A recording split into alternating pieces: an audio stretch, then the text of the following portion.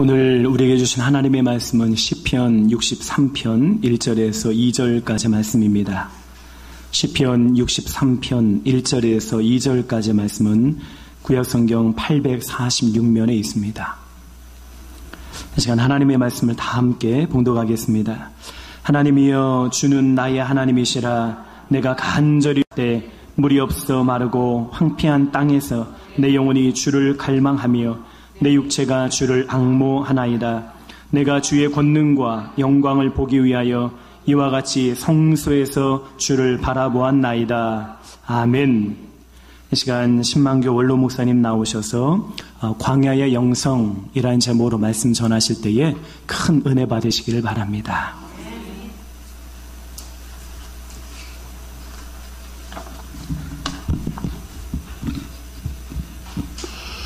네, 우리 옆에 분과 인사 한번 나눕니다. 그래도 힘내세요.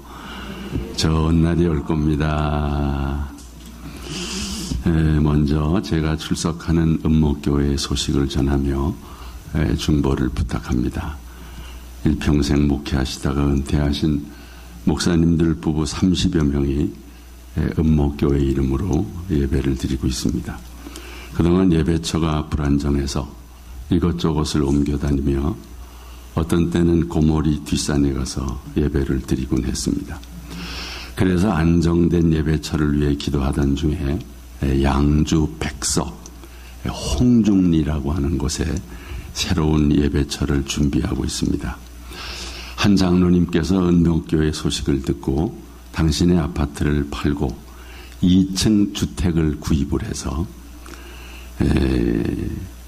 2층은 이제 장로님 댁이 살고 1층 60평을 우리 교회 전세로 임대해 주기로 배려를 했습니다. 전세금 1억 5천 중에 5천은 이제 그동안 우리 교회 정기 적립금으로 충당하고 1억은 대출을 받기로 했습니다. 지금 수리 중에 있는데 아마 9월 첫 주 정도에 입당을 예정하고 있습니다. 위에서 기도해 주시고 특히 은퇴하신 목사님들, 사모님들 건강과 평온한 은퇴 생활을 위해서 기도해 주시기를 바랍니다. 성도 여러분, 코로나 시대를 살아가기가 얼마나 힘드십니까? 곧 끝날 줄 알았던 코로나가 1년 반이 참 지나도 끝날 줄을 모릅니다. 언제 끝날지도 참 기약이 없고요. 언제나 자유롭게 사람들을 만날 수 있으며 그 답답한 마스크를 벗어던질 수가 있을지요. 가장 큰 문제는 예배를 자유롭게 참 드릴 수 없다는 겁니다. 예배의 중요성은 말로 다 표현할 수가 없지요. 예배는 신령한 공기를 공급받는 시간인데 예배를 자유롭게 못 드리니 얼마나 답답하겠습니까? 답답함이 없는 사람은 그것도 큰 문제입니다. 예배에 대한 사모함이 없는 거죠. 혹시라도 예배 안 드려서 좋다 그렇게 생각하는 사람이 있을지 모르겠습니다만은 영적으로 병든 거지요. 코로나 시대에 비상한 각오를 가지고 뱀 같은 지혜를 발휘하지 않으면 영적으로 살아남을 수가 없습니다. 또 이 성도의 교제, 이 코이노니아가 끊어지는 것이 큰 문제입니다. 포도나무의 가지처럼 그리스도 안에서 서로 붙어 있고 연락해야 되는데 분리되고 단절이 되니 생명은 간신히 붙어 있을지 모르나 생명력이 없는 것이 문제인 것입니다. 심지어 가족들조차도 참 만날 수가 없는 거지요. 일전에 큰 딸과 함께 식당에 갔다가 3명이라고 거부당하고 발길을 돌렸습니다. 손녀들 보고 할아버지 집에 좀 놀러 오라고 하니까 방역법 위반이라고 못 간대요. 이럴 때 우리 참 혼자 사시는 어르신들은 얼마나 힘드실까. 하루 종일 참 혼자 있으니 얼마나 답답하고 고독하시겠어요. 이럴 때 누가 전화라도 한 통 해주면 얼마나 고맙겠습니까? 예. 여러분, 황금률 말씀을 기억하시죠? 무엇이든지 남에게 대접을 받고자 하는 대로 너희도 남을 대접하라. 여러분, 이럴 때 다 전화들 기다리고 있잖아요. 저도 그렇고. 그러나 그 마음으로 여러분이 먼저 전화도 하시고 교제도 하시기를 바랍니다. 왜 이 코로나는 멈추지 않을까? 하나님의 어떤 뜻이 있을까? 우리 그리스도인은 이 코로나 시대를 어떻게 살아가야 할까? 저는 이 어려운 코로나 시대의 말씀을 묵상하면서 광야의 영성 혹은 사막의 영성을 생각했습니다. 하나님께서 우리를 광야로 내모시는구나, 그런 생각을 했습니다. 사실 기독교 영성은 광야의 영성입니다. 성경을 보면 하나님의 사람들은 대개 광야에서 훈련을 받았습니다. 하나님께서 거칠은 광야로 내모르셨습니다. 그 광야에서 하나님의 임재를 경험하고 신비로운 체험을 했습니다. 지금의 코로나 시대가 인류에게 그 광야 훈련을 시키는 것이 아닌가. 여러분, 광야는 어떤 곳입니까? 광야는 거칠고 메마른 곳입니다. 한낮에는 뙤약볕이 내려쬐고 밤에는 뼛속으로 스며드는 싸늘한 추위가 찾아옵니다. 광야는 편히 누울 곳도 없고 먹을 양식도 없고 마실 물조차 없는 곳입니다. 광야는 적막한 곳이며 짐승들의 울음소리가 있을 뿐입니다. 광야에는 거친 모래바람이 불고 바위 밑에는 전갈이 숨어 있고 그리고 모래밭에는 불뱀들이 도사리고 있는 곳이 바로 광야입니다. 그런데 하나님께서 이런 광야로 당신의 백성들을 몰아넣으셨던 것입니다. 사실 이스라엘 민족의 뿌리는 광야입니다. 하나님께서는 이스라엘 백성들을 출애굽시킨 다음에 광야로 가게 하셨고 광야에서 40년을 지내게 하셨습니다. 왜 하나님은 당신의 백성들을 광야로 몰아넣으셨을까? 하나님의 깊은 뜻이 있으셨던 것입니다. 세상적인 관점에서 보면 광야는 분명 버려진 땅입니다. 인간이 살기에 너무 힘든 절망적인 곳입니다. 그러나 신앙적인 관점에서 보면 광야는 하나님을 만나는 살아있는 땅이요 축복된 땅입니다. 그래서 하나님께서는 이 광야로 당신의 백성들을 모르셨던 것입니다. 이 광야야말로 하나님의 사람들을 훈련시키는 최적의 장소요 최고의 학교입니다. 이 광야 출신들이 위대한 하나님의 사람들로 쓰임받았습니다. 광야 훈련은 고된 만큼 그 결과가 아주 영광스러운 것입니다. 여러분, 독수리는 높은 벼랑 위에 집을 짓고 새끼를 기릅니다.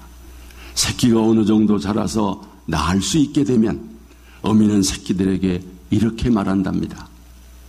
이제 너희는 멋진 날개가 다 자랐으니 둥지 속에만 있지 말고 창공을 향해 멋지게 날거라.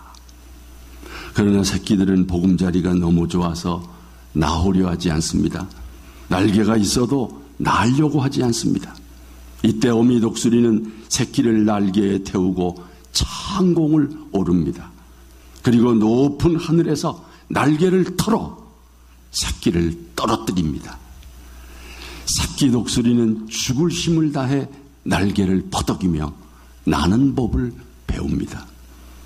새끼 독수리가 낭떠러지기 및 벼랑으로 떨어지기 직전에 어미 독수리는 쏜살같이 내려가 새끼를 어깨 위에 얹고 다시 벼랑 위로 올라갑니다. 이것을 몇 번씩 반복하며 새끼 훈련을 시킨답니다. 이런 극한 훈련을 반복함으로써 이 작은 독수리가 날짐승의 왕이 되게 하는 것입니다. 하나님께서 당신의 백성들을 광야로 내모시고 훈련함으로써 야성을 키우시는 것입니다. 독수리처럼 세상을 이기는 믿음의 사람을 키우시는 줄로 믿습니다. 여러분 보십시오. 믿음의 선조들 대부분이 광야 훈련을 받았어요. 아브라함도 본토 친척 아비집을 떠나 하나님이 지시하시는 광야로 가게 했습니다. 야곱도 형에게 쫓겨가다가 광야에서 하나님의 임재를 경험하고 외삼촌 라본의 집에서 거친 광야를 경험했습니다. 요셉도 형들에게 팔려 애굽이라는 광야에서 살았고 다니엘도 엘리야도 모세도 40년 동안 광야 훈련을 받았습니다. 광야는 하나님 사람들의 필수 훈련 코스였던 것입니다.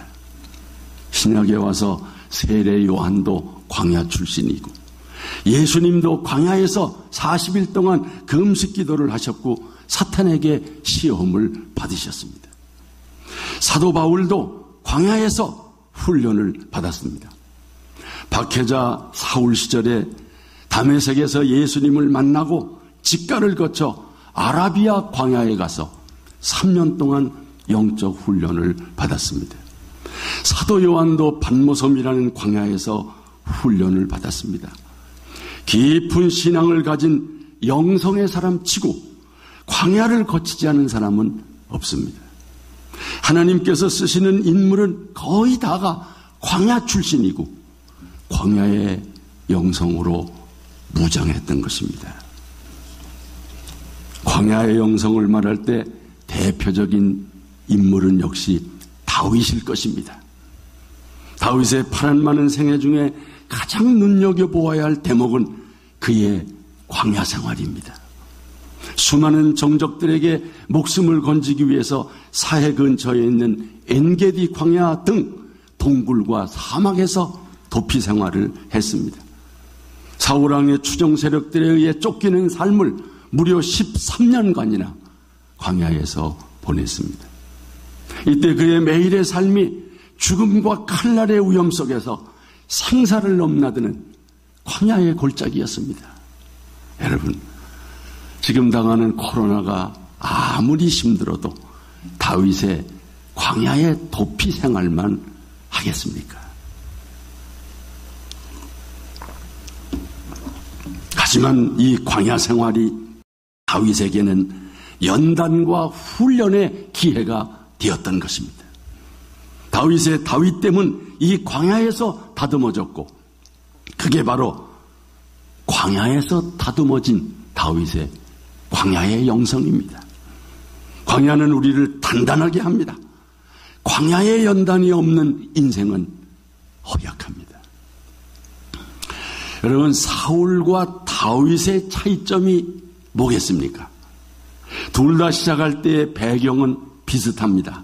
둘 다 겸손했고 둘 다 출중했고 둘 다 리더십이 있었습니다. 그런데 종국적으로 사울은 실패자가 되었고 다윗은 승리자가 되었습니다. 그 이유가 무엇일까요? 다윗에게는 광야가 있었고 사울에게는 광야가 없었던 것입니다. 다윗에게는 광야의 영성이 있었고 사울에게는 광야의 영성이 없었던 것입니다. 광야에서 하나님을 만난 경험이 없는 사울은 실패할 수밖에 없었던 것입니다.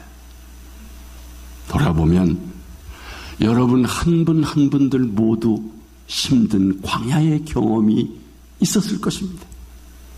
아마도 지금 그 광야를 거치고 있는 분들도 있을 것입니다. 그런데 생각해 보십시오. 그 광야가 있었기에 여러분 지금의 부족한 믿음이라도 지킬 수 있었던 거 아닙니까? 그래도 부족하지만 이만큼이라도 쓰임 맞는 거 아니겠습니까? 광야의 훈련, 광야의 연단이 있었기에 오늘 우리의 신앙이 있는 거 아니겠습니까? 지금 우리는 코로나 광야를 지나고 있는 것입니다. 코로나 광야를 경험하고 있는 것입니다. 우리는 코로나 광야를 지혜롭게 통과해야 합니다. 그래서 광야의 영성을 무장해야 합니다. 그러면 광야에서 얻게 되는 광야의 영성이란 무엇인가? 광야의 영성은 오로지 하나님만을 의존하는 신앙입니다. 광야는 있는 것보다 없는 것이 많습니다. 황량한 광야에 무엇이 있겠습니까? 먹을 것이 제대로 있습니까? 마실 물이 있습니까? 잠잘 곳이 있습니까? 입을 옷이 있습니까? 그래서 광야는 하나님께서 공급해 주시지 않으면 하루라도 생존할 수 없는 곳입니다. 그래서 실제 하나님이 공급해 주심으로써 살아갈 수 있었고, 그럼으로써 하나님만 의존하는 신앙을 갖게 되는 것입니다. 또한 광야는 위험하고 불안정한 곳입니다. 하나님이 지켜주시지 않으면 하루라도 안전을 보장받을 수 없는 곳입니다. 그래서 하나님께서는 당신의 백성들을 눈동자처럼 지키시고 어미달기 새끼들을 아래아래 품듯이 보호해 주시는 것입니다.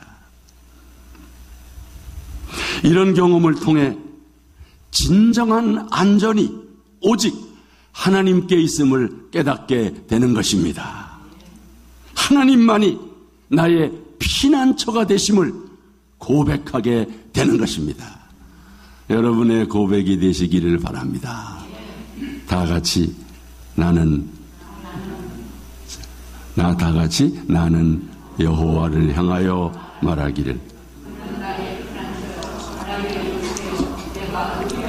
하나님이라 하시니 아멘. 우리 모두의 고백이 되는 줄로 믿습니다. 또 광야에는 길이 없습니다. 어디로 가야 할지 알 수가 없습니다. 지금 같으면 내비게이션이 있죠.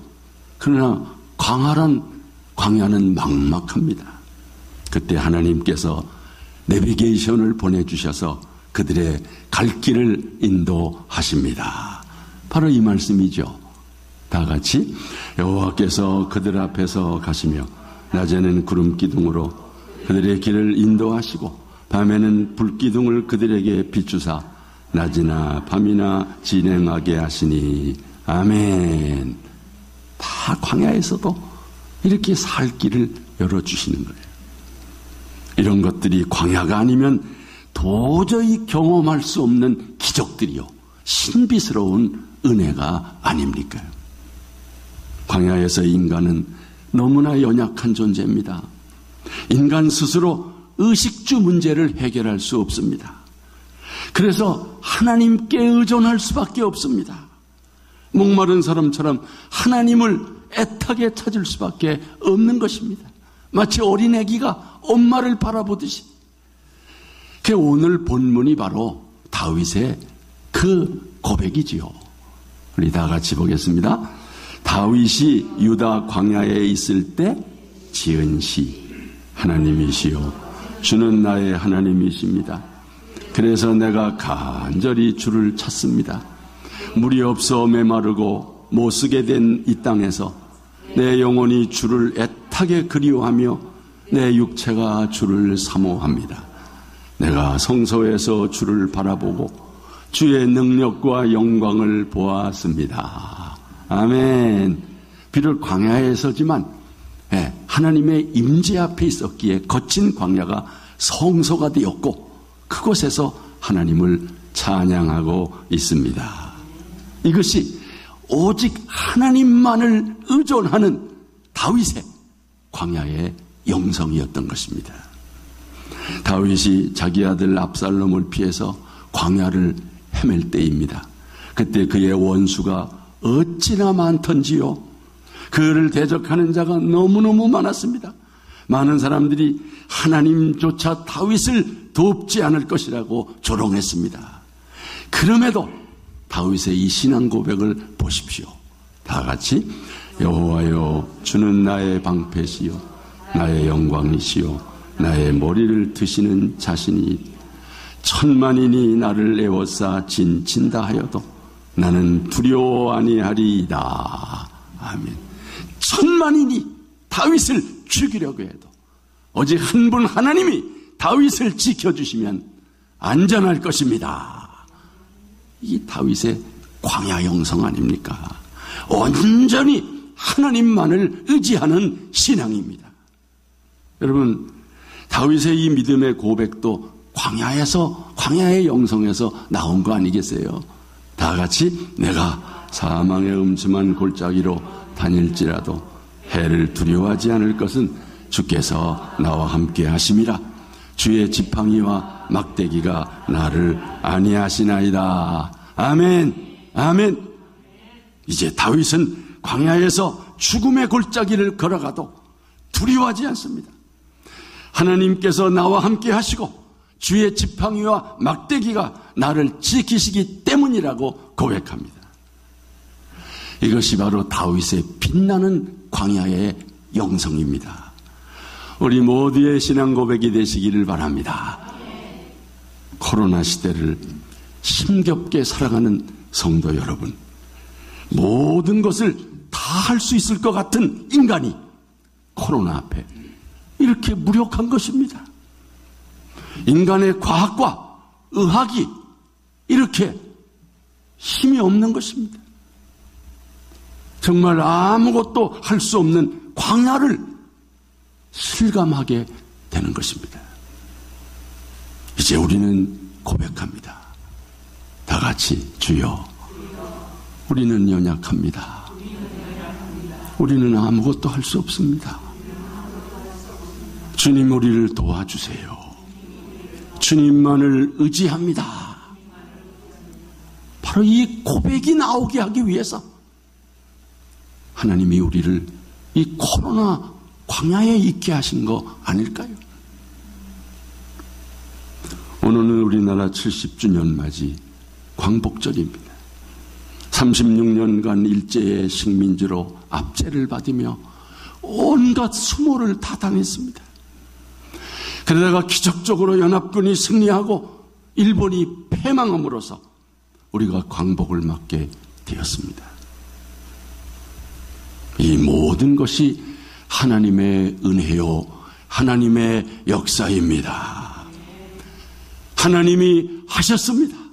하나님이 하셔야 합니다. 우리 민족의 통일도 하나님이 하셔야 됩니다.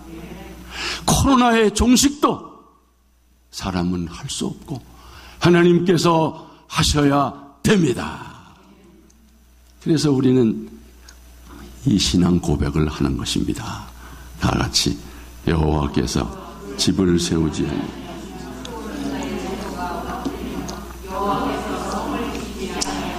파수꾼의 경성함이 헛되도다. 믿으십니까? 성도 여러분, 그럼에도 왜 염려하십니까? 왜 두려워하십니까?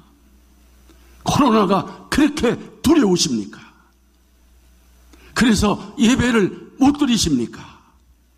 직장도 가고 식당도 가고 슈퍼도 가고, 그런데 교회만 안 오면 됩니까? 코로나보다 크신 하나님을 바라보시기를 바랍니다. 하나님을 의지하시기를 바랍니다. 하나님을 두려워하십시오. 몸은 죽여도 영혼은 능히 죽이지 못하는 자들을 두려워하지 말고 오직 몸과 영혼을 능히 지옥에 멸하는 자를 두려워하라. 우리가 하나님만을 두려워하고 온전히 하나님을 의지한다면 다윗과 같이 죽음의 골짜기를 거닌다 해도 두려워하지 않습니다. 주의 지팡이와 막대기가 우리를 지켜주십니다. 오직 하나님만을 의존하는 광야의 영성으로 무장하기를 주님의 이름으로 축원합니다. 또 한 가지 광야의 영성은 오로지 하나님의 음성에 귀 기울이는 신앙입니다. 다윗 말고 또 한 사람의 광야의 인물을 찾는다면 세례 요한일 것입니다. 세례 요한의 별명이 뭡니까? 광야에 외치는 자. 그는 제사장의 아들로서 모든 풍요를 누릴 수 있었지만 모든 풍요와 명예와 소유와 안위를 포기하고 광야의 사람이 되었습니다. 그는 광야에 살며 낙타 털옷을 입고 허리에 가죽띠를 띠고 메뚜기와 석정을 먹고 살았습니다. 히브리어로 이 광야는 미드바르입니다. 미드바르. 이 말은 말씀이 임하는 장소, 하나님의 말씀을 듣는다, 그런 뜻입니다. 같은 어원인 드바르가 지성소를 가리킵니다.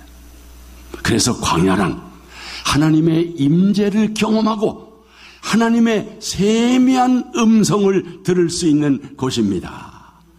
광야는 살기는 힘든 곳이지만 영적으로는 매우 유익한 곳입니다. 광야의 사람 세례 요한은 광야에서 오직 하나님의 음성에 귀 기울였습니다. 그럴 수밖에 없죠. 광야는 무슨 다른 소리가 없으니까 그냥 고요하고 적막할 뿐입니다. 광야에는 사람도 없고 사람의 소리도 없고 바람소리, 날짐승 소리만 들릴 뿐이죠. 그럴 때 요한은 오로지 하나님의 음성에 귀를 기울였던 것입니다. 하나님께서는 귀 기울이는 자에게 음성을 들려주십니다. 말씀하십니다. 음성을 듣고자 하는 자에게 반드시 말씀을 주십니다. 우리가 하나님 말씀을 들을 생각이 없고 하나님 음성에 귀 기울이지 않으니까 못 듣는 것입니다.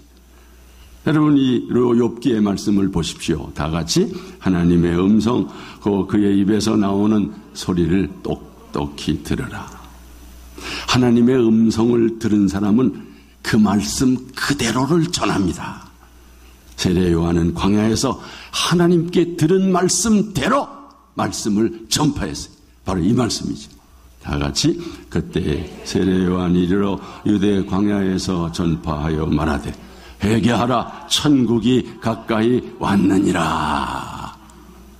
이거 광야에서 하나님 말씀 들은 세례 요한만 그 당시에 선포했던 말씀이지요. 여러분, 이 말씀을 듣고 회개의 역사가 일어났습니다. 세례 요한은 사람의 말이 아닌 하나님의 말씀을 듣고 하나님의 말씀을 전파했습니다. 그때 놀라운 역사가 일어났던 것입니다. 사람은 자기가 보고 들은 것을 말하는 거예요. TV를 많이 본 사람은 거기에서 나오는 말을 하고 유튜브를 많이 본 사람은 거기서 들은 얘기를 하는 거예요. 종교적인 말을 들은 사람은 종교적인 말을 할 뿐입니다. 세례 요한도 광야의 사람이 되지 않고 자기 아버지 집에 있었다면 그곳에서 들은 묵은 종교의 소리만 전했을 것입니다. 서기관과 바리새인 같은 말을 했을 것입니다. 그런데 여러분, 그런 소리에는 힘이 없어요. 그 말을 듣고 회개하거나 변화되는 사람은 없습니다. 종교적인 말에는 영혼을 변화시키는 영적 권세가 없어요. 그래서 하나님은 세례 요한을 광야로 가게 하셨고 하나님의 말씀을 듣게 하셨고 그 말씀을 전파하게 하셨습니다. 지금 이 시대야말로 광야에 세례 요한이 필요한 시대입니다. 광야에서 오로지 하나님의 음성에 귀 기울이고 하나님이 들려주신 말씀을 담대하게 전파할 사람이 필요합니다. 그때 회개의 역사, 변화의 역사가 일어날 줄로 믿습니다. 지금 우리는 말씀의 홍수 속에 살고 있지만 사람들은 생명수의 말씀에 목말라 하고 있습니다. 온통 물이 범람하는 장마통에 정작 생수를 찾을 수 없다고 하는 것입니다. 인간의 말과 하나님의 말씀이 섞여져서 혼잡한 말씀이 난무한 시대입니다. 사도 바울은 고린도 교회에 이를 경계했던 거지요. 이 말씀 보세요. 다 같이 우리는 수많은 사람들처럼 또 순전함으로 하나님께 받은 것 같이 하나님 앞에서와 그리스도 안에서 말하노라. 하나님의 말씀을 혼잡게 하는 사람들이 많다는 거예요. 우리 하평교회 강단을 정말 순전한 하나님 말씀만이 흘러나오는, 하나님 말씀만이 선포되는 그런 강당이 될 줄로 믿습니다. 그래야 신자들이 사는 거 아니겠어요? 여러분, 지금은 광야를 잃어버린 시대입니다. 하나님의 음성에 귀 기울이는 사람도 없습니다. 하나님 말씀대로 살지 않고 자기의 소견대로 사는 세상입니다. 말세에 주님의 음성을 듣지 못하고 말씀대로 행하지 아니하면 심판받고 멸망받을 수밖에 없는 것입니다. 몇 년 전에 인도네시아에 쓰나미가 몰려와서 전 국토를 순식간에 집어삼켰던 일이 있습니다. 이때 외딴 작은 섬 해안가에 모여 살던 100여 명에 달하는 한 원주민 부족들은 단 한 명의 희생자도 없었다고 합니다. 알고 보니 그들은 선조로부터 내려오는 한 가지 지혜를 기억하고 있었습니다. 그게 뭐냐? 쥐와 같은 작은 짐승들이 산 위로 몰려 올라가거든 분명 해일이 오는 증거니 모두 산으로 피하라. 우리도 이런 얘기 가끔 듣잖아요. 작은 비가 오려고 그러면 짐승들이, 개미떼들이 움직인다든가. 지금이야말로 광야로 나가야 합니다. 오직 하나님의 음성에 귀 기울여야 합니다. 말세에는 하나님의 말씀을 듣고 주의 음성에 귀 기울이는 자만 구원을 받습니다. 여러분, 이 말씀 보세요. 또 이르시되 들을 귀 있는 자는 들으라 하시니라. 귀 있는 자는 성령이 교회들에게 하시는 말씀을 들을지어다. 누구나 하나님의 음성을 듣는 게 아니에요. 이제 광야로 나가야 돼요. 골방으로 가서 하나님의 음성에 귀 기울여야 합니다. 말씀을 펴고 기도해야 합니다. 성경 말씀은 하나님께서 우리에게 보내신 편지요. 기도는 우리가 하나님께 보내는 편지인 것입니다. 말씀을 맺겠습니다. 기독교 영성은 광야의 영성입니다. 광야의 영성은 오로지 하나님만을 의존하는 신앙입니다. 광야의 영성은 오로지 하나님의 음성에 귀 기울이는 신앙입니다. 오늘 기독교의 위기는 광야를 잃어버린 것입니다. 도시 문명과 물질 문명 속에 현대인에게 광야란 없습니다.